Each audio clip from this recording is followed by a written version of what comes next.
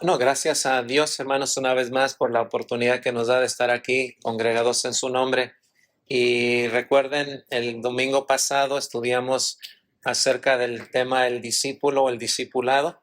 Y hoy vamos a ver la segunda parte del tema el discipulado. Es muy probable que los próximos 2 domingos, si Dios nos presta vida y salud, estaremos viendo temas relacionados a lo que es el ser discípulos de Cristo.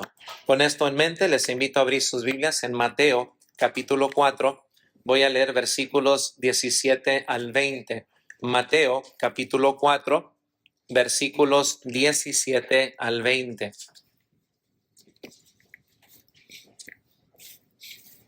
Dice la palabra de Dios. Desde entonces comenzó Jesús a predicar y a decir: arrepentíos, porque el reino de los cielos se ha acercado. Andando Jesús junto al mar de Galilea, vio a dos hermanos, Simón llamado Pedro, y Andrés su hermano, que echaban la red en el mar, porque eran pescadores. Y les dijo: venid en pos de mí, y os haré pescadores de hombres. Ellos entonces, dejando al instante las redes, le siguieron. Pasando de allí, vio a otros dos hermanos, Jacobo hijo de Zebedeo, y Juan su hermano, en la barca con Zebedeo su padre, que remendaban sus redes, y los llamó. Y ellos, dejando al instante la barca y a su padre, le siguieron. Palabra de Dios. Bueno, la primera responsabilidad de un líder, de alguien que está en la capacidad de poder guiar a otras personas, de liderar con otras personas, la primera responsabilidad de un líder es definir lo que es la realidad, ser realista, no hablar de cosas inalcanzables, sino algo que es alcanzable.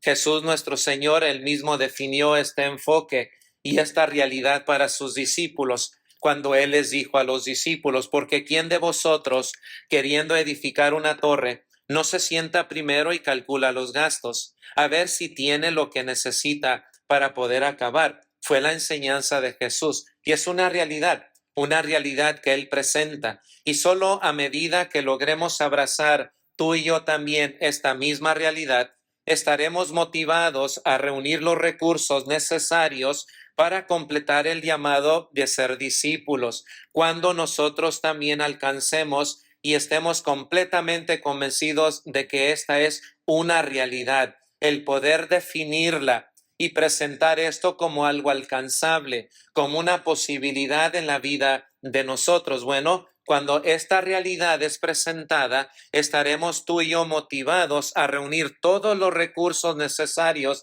para completar el llamado de ser discípulos. Solo cuando sabemos dónde estamos, en dónde nos encontramos, podemos ver hacia dónde vamos cada uno de nosotros. Y es una realidad, como también es una necesidad saber dónde estamos en nuestro caminar espiritual para poder también visualizarnos nosotros hacia el futuro. La oración de Jesús, hermanos y hermanas, durante toda una noche que él pasa orando, no solo eleva el nivel de la importancia estratégica de la elección de sus 12 discípulos o sus 12 apóstoles, sino que también la manera en que hizo Jesús la elección. Lucas nos dice que llamó a sus discípulos y escogió a 12 para que estuviesen con él, después de haber orado toda la noche. Ahí vemos la importancia y la gran necesidad de poner en las manos de Dios,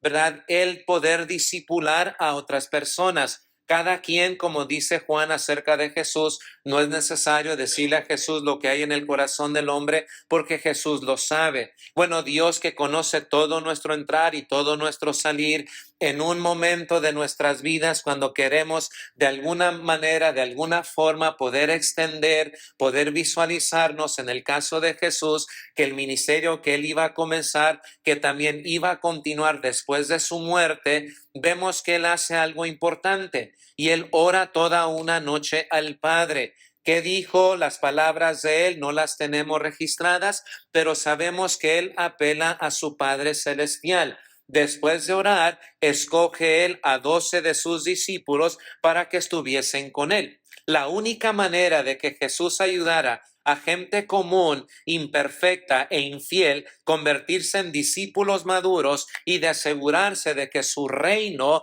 trascendiese su ministerio terrenal, era tener un grupo central que conociera a fondo su persona, pero también su misión. Su vida y su misión necesitaban ser depositadas no en la vida de todos, en la vida de algunos discípulos. Es una estrategia divina.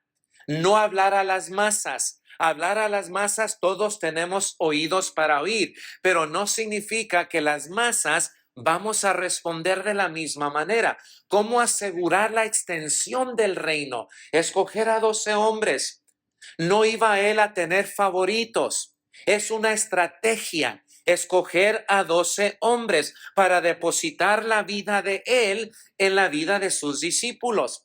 La forma de asegurarse de que ellos iban a abrazar la misión de Jesús era a través de una proximidad intencionada. Jesús iba a estar con él intencionalmente en la vida de cada uno de ellos. No era algo que si quiere o no quiere, la proximidad intencionada de Jesús era una realidad en la vida de estos discípulos. Cuando Jesús estuvo en Jerusalén durante la fiesta de la Pascua, muchos creyeron en su nombre porque vieron las señales que Jesús hacía. Pero Jesús, por su parte, no se confiaba de ellos porque conocía a todas las personas y sabía lo que había en el corazón de ellos. Juan capítulo 2, versículos 23 al 25.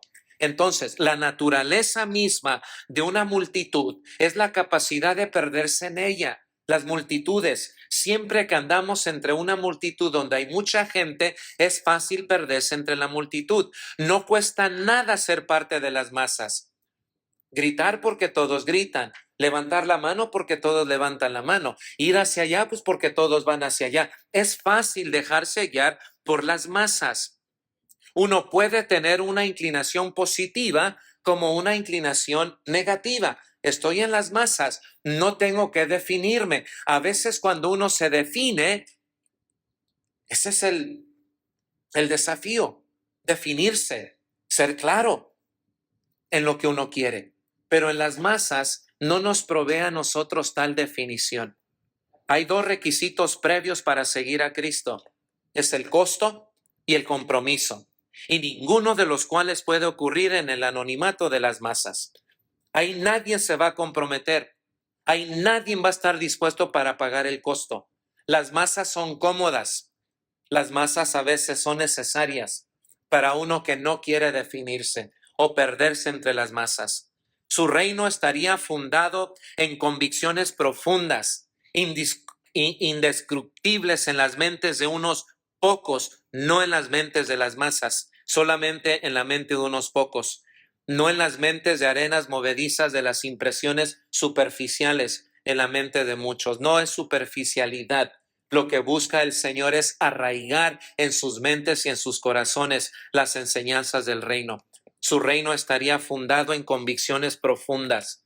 Los seres humanos somos personas que crecemos, retrocedemos, volvemos a aprender, tropezamos hacia atrás, tropezamos hacia adelante, perdemos el rumbo, volvemos a encarrilarnos. Nuestro proceso de crecimiento no es lineal en la vida de ninguno, sino es un proceso que tiene como propósito llevarnos siempre a un nivel superior en nuestro caminar con Cristo. La preparación del discípulo consiste entonces en obtener la capacidad y la disposición para asumir la responsabilidad de dirigir su propio comportamiento.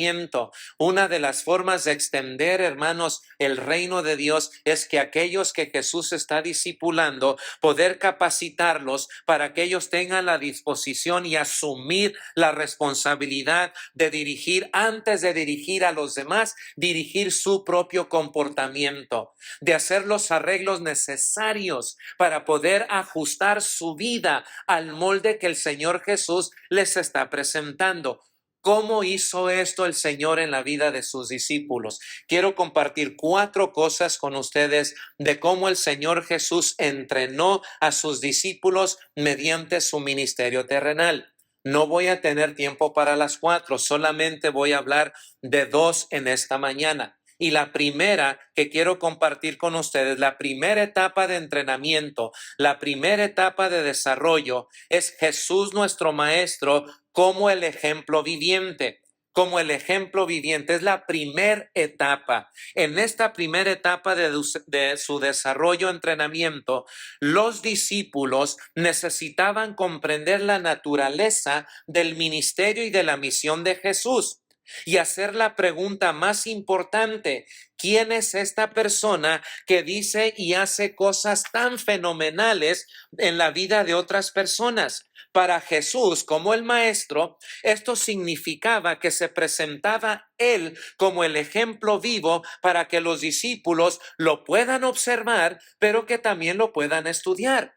O sea, qué cosa tan más espantosa a veces para uno, el que estamos bajo la lupa de otra persona, que nos están observando, como también nos están estudiando.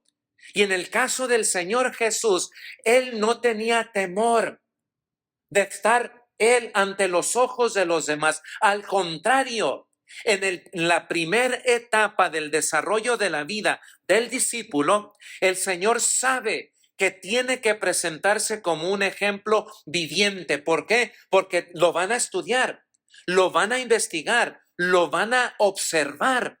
El conocimiento se obtiene por medio de asociación antes de ser entendido por explicación, y el Maestro lo sabe.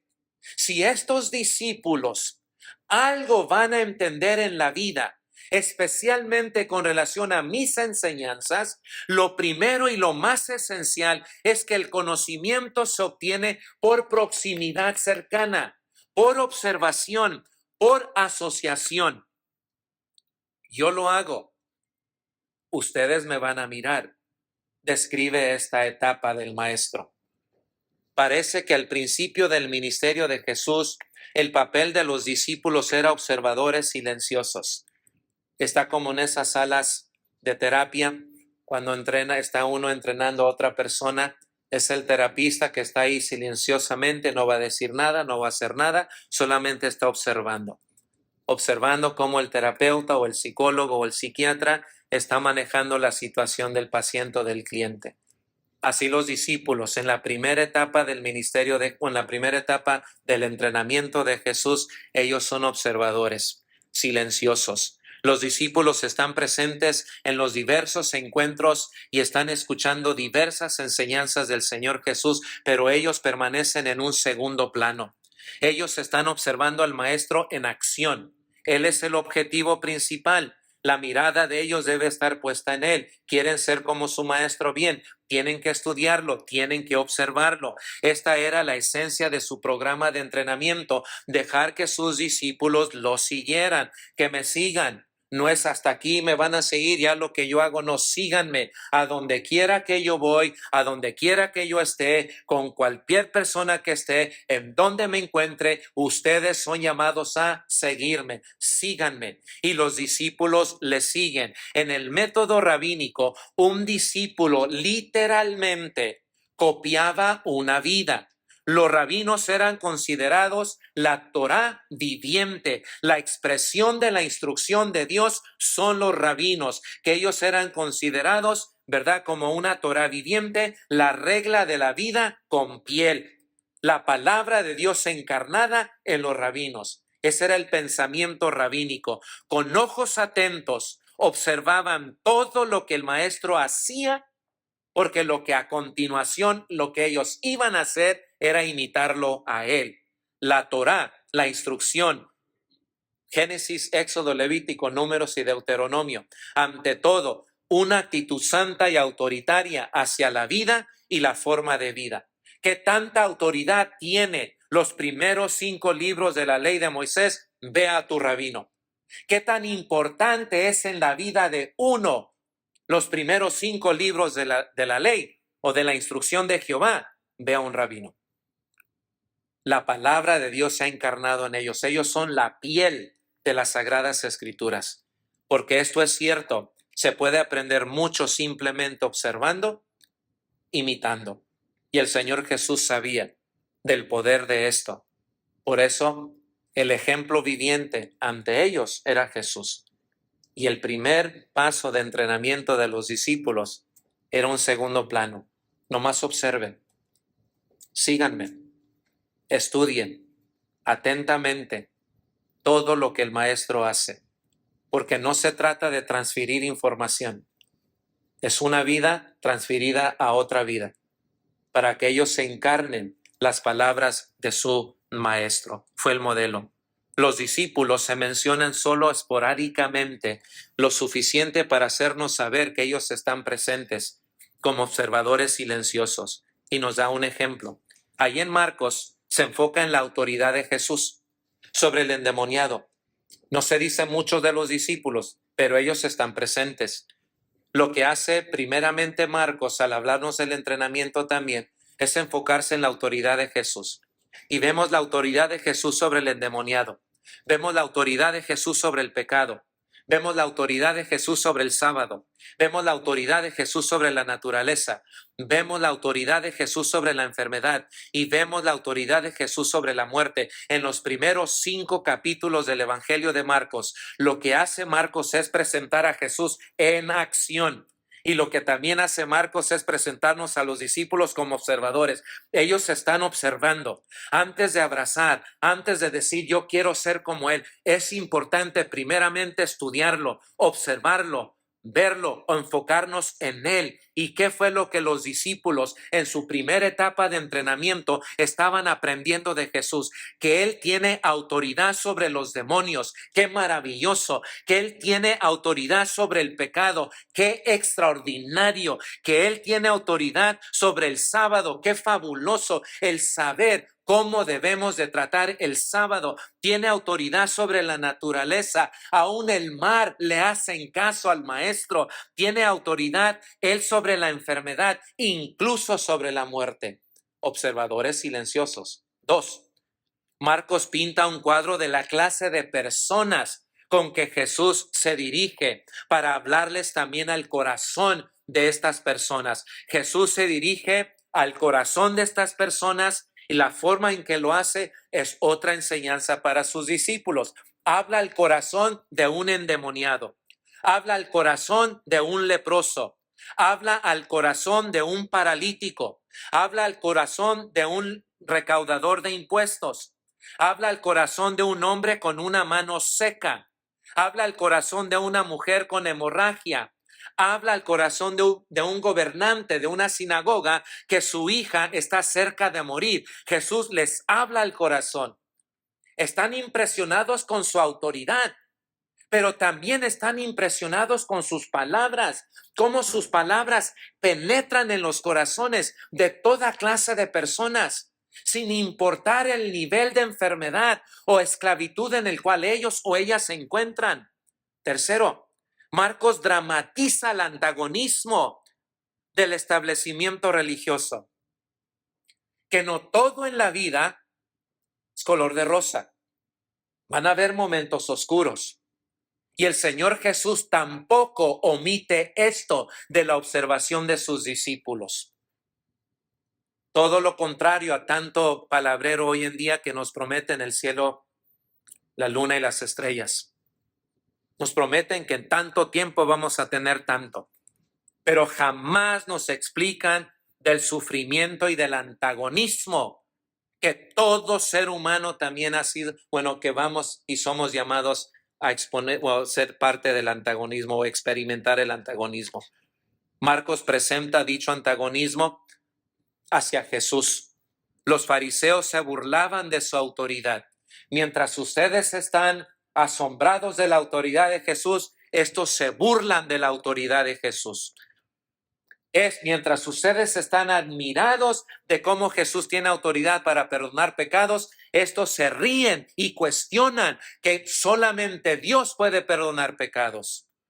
Desprecian que coma con los recaudadores de impuestos y pecadores.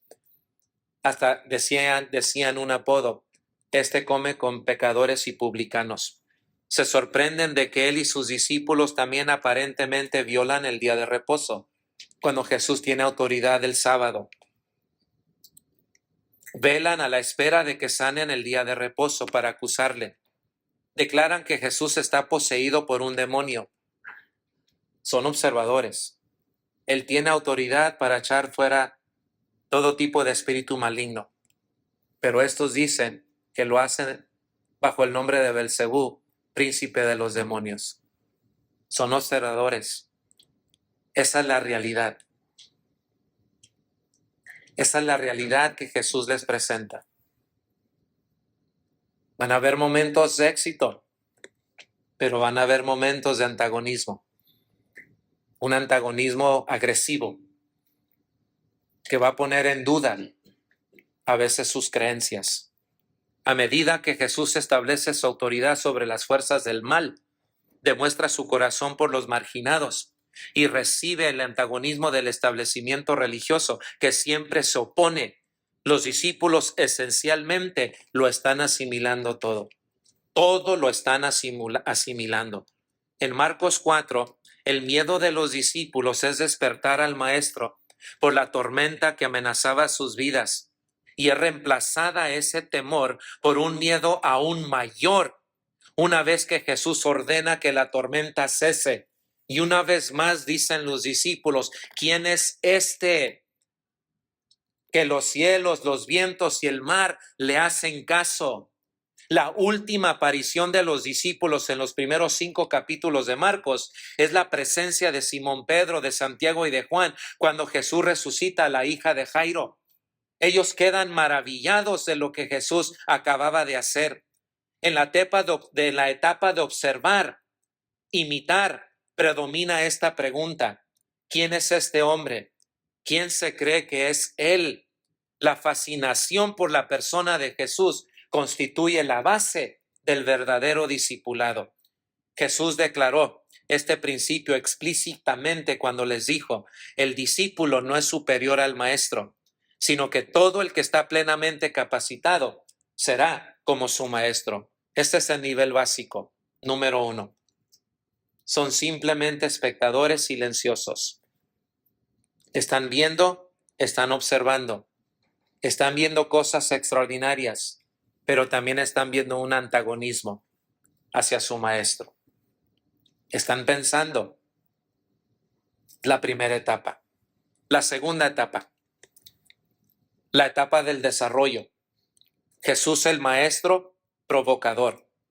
Es fascinante observar cómo el estilo de liderazgo de Jesús varía, hermanos, en relación con la disposición de cada uno de sus discípulos. Sin embargo, Jesús no solo respondió en el nivel de la preparación de ellos, sino ahora les ayuda en esta segunda etapa del desarrollo.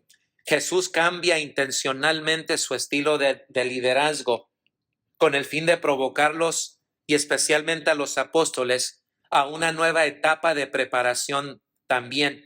Y en esta segunda etapa, Jesús actúa como un maestro provocador. Ahora lo que él hace es provocar a sus discípulos a ser pensadores por sí mismos. Y Jesús lo hace provocando.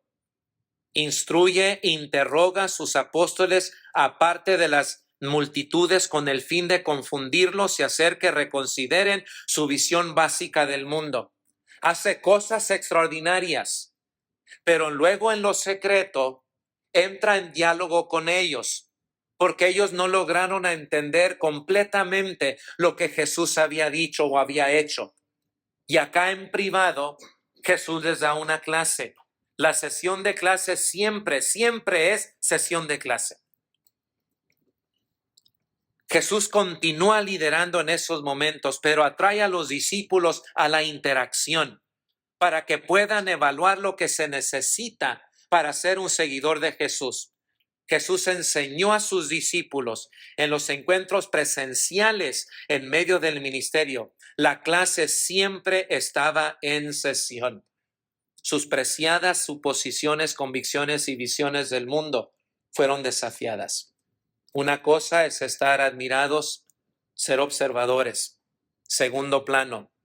En este segundo plano voy a desafiar sus convicciones, voy a desafiar sus creencias y voy a desafiar sus suposiciones de la vida. ¿Cuál es la visión de los discípulos de la vida? qué es lo que ellos creen hasta este punto de sus vidas, ahora es necesario desafiarlos. Y todo discípulo necesita ser desafiado, porque cada uno de nosotros tenemos nuestras propias filosofías de la vida, tenemos nuestras propias suposiciones, nuestras propias creencias. Aún como cristianos, hay ciertas cosas que creemos y son muy propias a nosotros. ¿Son verdad? ¿Pueden pasar la prueba de fuego? No lo sabemos, pero vamos a ver a los discípulos. Ellos tenían sus propias convicciones. Jesús los desafía. Eso hace un maestro. Los va a provocar a la meditación, a pensar sabiamente. El primer incidente está en Marcos capítulo 7. Ahí se registra la confrontación de Jesús con los escribas y con los fariseos por una diferencia de opinión sobre la naturaleza de la justicia. Es lo primero. Se despierta una discordia o confrontación sobre una opinión sobre la naturaleza de la justicia.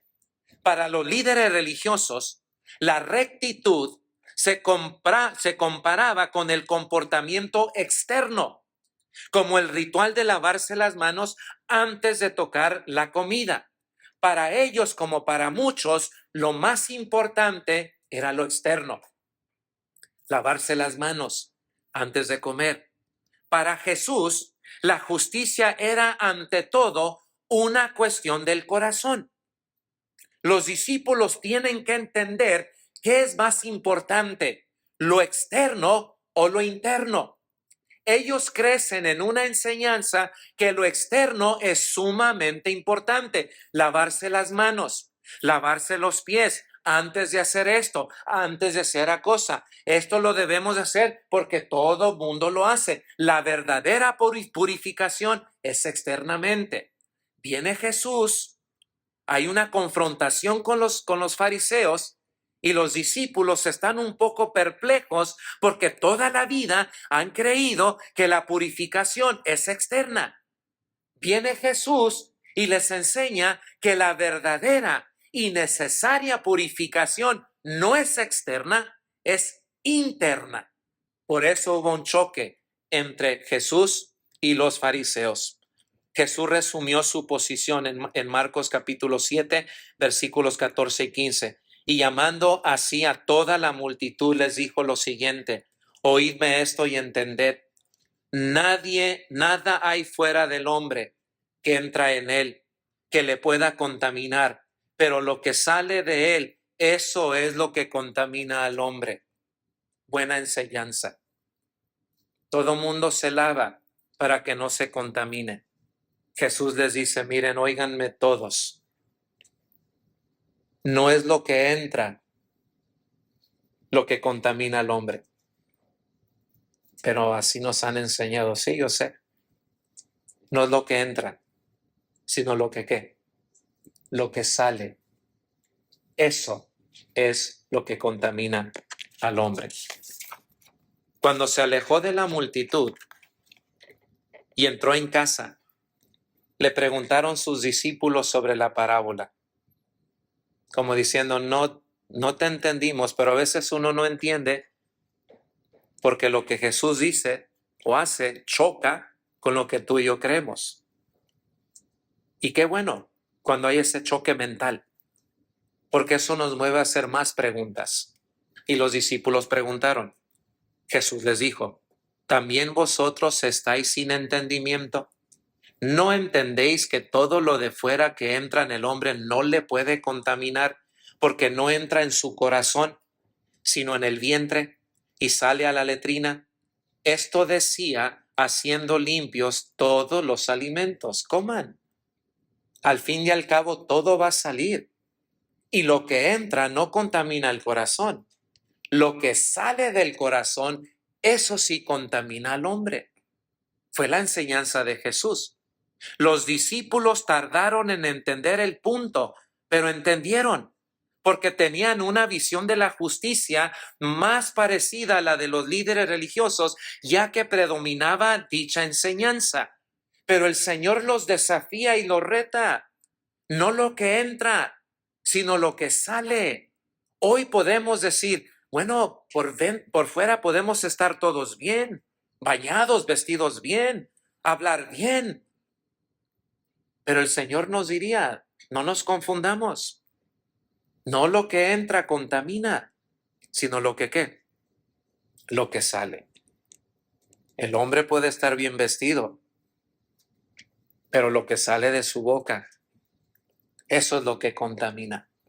Y no solamente contamina a él, contamina también a otros que lo escuchan. Segundo, en Marcos capítulo 10 se convierte en otra ocasión en la que el Señor Jesús corrige los mitos teológicos que los discípulos habían absorbido. El joven rico se acerca a Jesús y aquí hay una gran enseñanza nuevamente y algo que que tú y yo podemos capturar si se puede atrapar.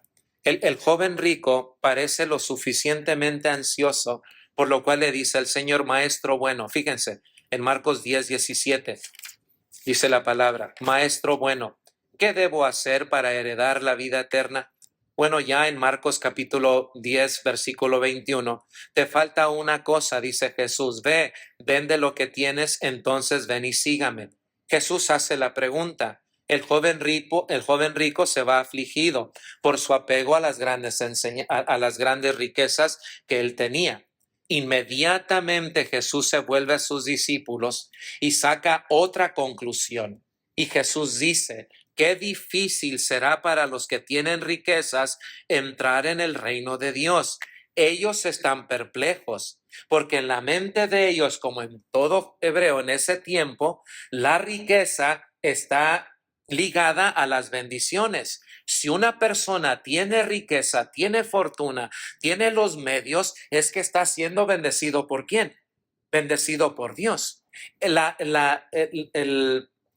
confrontación entre Jesús y el joven rico, cuando Jesús le dice, ve y vende todo lo que tienes y ven y sígame, y el joven se fue triste en su camino, bueno, se presta para otra enseñanza y le enseña a sus discípulos de que las riquezas, bueno, algunas sí, son parte de la bendición de Dios, pero no toda riqueza.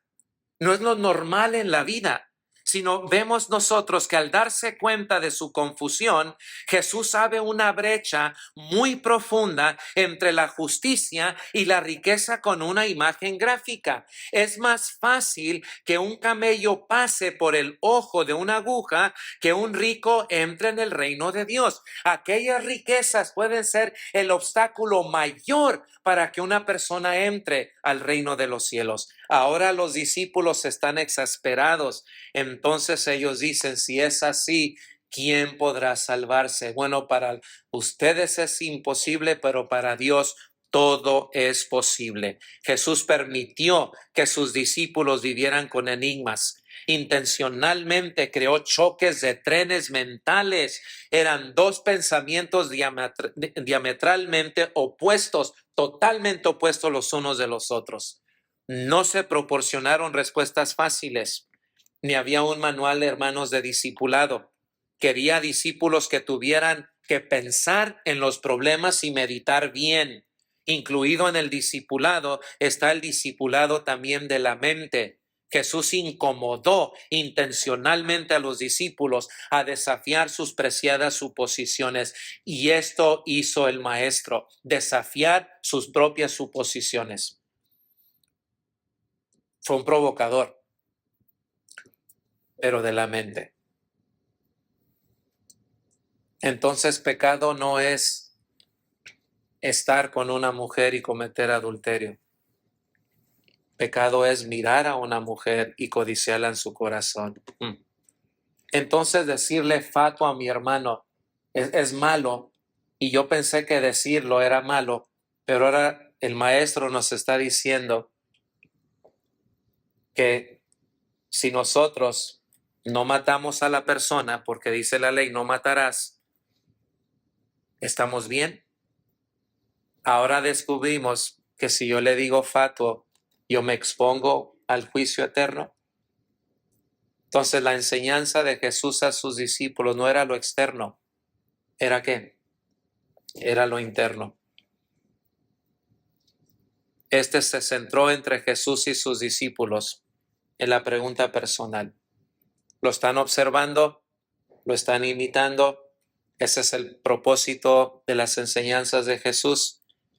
Y en el tercer encuentro, para terminar, este se centró entre Jesús y sus discípulos en la pregunta personal que todo discípulo potencial debe de responder. Jesús hizo a los discípulos la siguiente pregunta, que fue de lo general a lo específico. Su primera pregunta fue un montaje. ¿Quién dicen los hombres? Y su segunda pregunta, ¿y vosotros quién decís que soy yo? Dice el Señor Jesús. Y los discípulos contaron el estruendo que habían oído en el camino. Unos dicen esto, otros dicen aquello. Pero Jesús les dice, ¿y vosotros quién decís que yo soy? La concepción del Mesías como un siervo sufriente también, cuando Simón Pedro responde, tú eres el Cristo, el Hijo del Dios viviente. Jesús ahora habla de la concepción del Mesías como un siervo sufriente. Y así como cuando el Señor Jesús también les dijo que le era necesario ir a Jerusalén y morir y ser entregado, pero él resucitará al tercer día. Ahora Simón Pedro, quien una vez dijo, tú eres el Cristo, el Hijo del Dios viviente, ahora Simón Pedro le dice, en ninguna manera esto te vaya a acontecer. Y así como Jesús respondió en la primera ocasión, ahora Jesús le dice, apártate de mí, Satanás, porque no tiene las cosas, la mira en las cosas de arriba, sino las cosas del mundo. La noción de elegir dar la propia vida se convirtió en la ocasión una vez más para que Jesús explicara el costo del discipulado para cualquiera que lo quiere seguir. Ustedes tienen la mentalidad de un Mesías, pero un Mesías que los va a ayudar a reconquistar sus tierras. No, el Mesías va a ser un siervo sufriente de Jehová. Ellos no podían entenderlo, pero gracias a Dios, después de las explicaciones del Maestro, ellos entendieron que el Mesías iba a sufrir y dar su vida en rescate por muchos. Entonces, aquí hay un gran principio de entrenamiento. Si vamos a seguir el modelo de Jesús, el aprendizaje debe de ser parte de todo lo que tú y yo hacemos para que el ministerio pueda multiplicarse y ser buenos y observadores discípulos del Maestro. En primer lugar, los que están asistiendo adquirimos un sentido de valor y admiración por la persona de Jesús. Maravillados. En segundo lugar, está la identificación pública que tenemos también nosotros con Cristo Jesús a ser sus discípulos. Y en tercer lugar, el día de mañana, nosotros también tendremos nuestros propios discípulos, no para hacer lo que nosotros queremos, sino para hacer lo que Cristo nos ha encomendado, siendo imitadores de Él. En esta segunda etapa en la que Jesús actuó como el maestro provocador, elevó, hermanos, el listón para los discípulos a través de su instrucción personalizada. Preguntas directas, elevando también su perfil público y para que las suposiciones y las creencias de ellos también fuesen desafiadas, según las enseñanzas de Cristo. Dios nos ayude, Dios nos guarde, Dios nos bendiga, para al igual que en la primera etapa del entrenamiento de Jesús sobre sus discípulos, seamos nosotros observadores, cuidadosos del ministerio de Cristo. Tenemos el Evangelio de Marcos que podemos volver a leer los primeros 5 capítulos, pero no solamente ser observadores, también entender que Jesús va a desafiar nuestras creencias. Jesús va a desafiar nuestras suposiciones y lo hace. Sí, a veces van a ser esos choques mentales, pero lo hace el Señor para que tengamos un criterio basado en el reino de Dios. Dios nos ayude como discípulos seguir aprendiendo de nuestro Maestro. Vamos a estar de pie, vamos a cantar un himno.